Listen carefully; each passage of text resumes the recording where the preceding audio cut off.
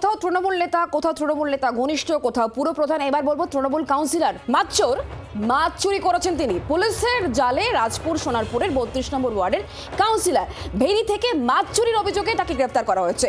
একেবারে হাতে নাতে তাকে পাকড়াও করেছে এলাকাবাসী, পরে পুলিশের হাতে তারাই তুলে দিয়েছেন। একেবারেই তার ছবি আপনারা দেখতে পাচ্ছেন। মাছ চুরির অভিযোগে গ্রেফতার করা হয়েছে তৃণমূল কাউন্সিলরকে। তথাগত চক্রবর্তী আমাদের প্রতিনিধি একেবারে সরাসরি আমাদের সঙ্গে রয়েছেন। তথাগত, গতকাল জি ২৪ ঘন্টার পর্দায় আমরা দেখাচ্ছিলাম যে তৃণমূলের যে পার্টি অফিস সেখান থেকে মাছের খাবার উদ্ধার হয়েছে, আর ইনি তো একেবারে স্বয়ং মাছ চোর।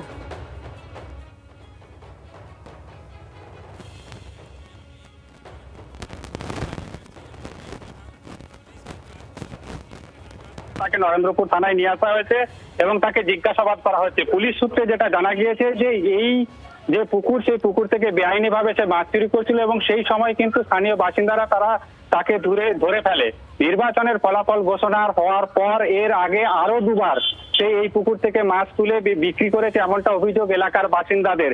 এবং আজকে তারা হাতে নাতে ধরে ফেলে এবং ধরে ফেলে তাকে পুলিশের হাতে তুলে দেওয়া হয়েছে। পুলিশ সূত্রে যেটা জানা গিয়েছে যে কাউন্সিলর ছাড়াও বেশ কয়েকজন জেলে যারা তাকে সহযোগিতার জন্য ওখানে ছিল তাদেরকেও গ্রেপ্তার করা হয়েছে এবং ইতিমধ্যেই কাউন্সিলর সহ বাকি যারা ধৃত তাদেরকে কিন্তু মেডিকেলের জন্য নিয়ে যাওয়া হয়েছে। এবং পুলিশ সূত্রে যেটা জানা গিয়েছে যে মাছ চুরির অভিযোগে গ্রেপ্তার কাউন্সিলর তাদেরকে আজকে বারুইপুর মহকুমা আদালতে তোলা হবে এবং তাদেরকে নিজেদের হেফাজতে নিয়ে জিজ্ঞাসাবাদ করতে পারে পুলিশ। বিজেপি এবং এলাকার স্থানীয় বাসিন্দাদের যেটা অভিযোগ যে ওই পুকুর দীর্ঘদিন ধরে বেআইনি ভাবে জবরদখল করে সেটা রাখা হয়েছিল এবং শুধু দখল করে রাখা নয়, সেখান থেকে মাছ চাষ করে মাছ বিভিন্ন ভাবে তারা বিক্রি করে এবং মুনাফা তারা অর্জন করছিল। সেই মুনাফা কিন্তু সে আত্মসাৎ করছিল, এমনটা অভিযোগ করা হয়েছে এবং সেই অভিযোগের ভিত্তিতে ঘটনা তদন্তে নেমেছে পুলিশ এবং পুলিশ তাকে গ্রেফতার করে জিজ্ঞাসাবাদ করছে, এমনটাই কিন্তু নরেন্দ্রপুর থানার পুলিশ সূত্রে জানা গিয়েছে।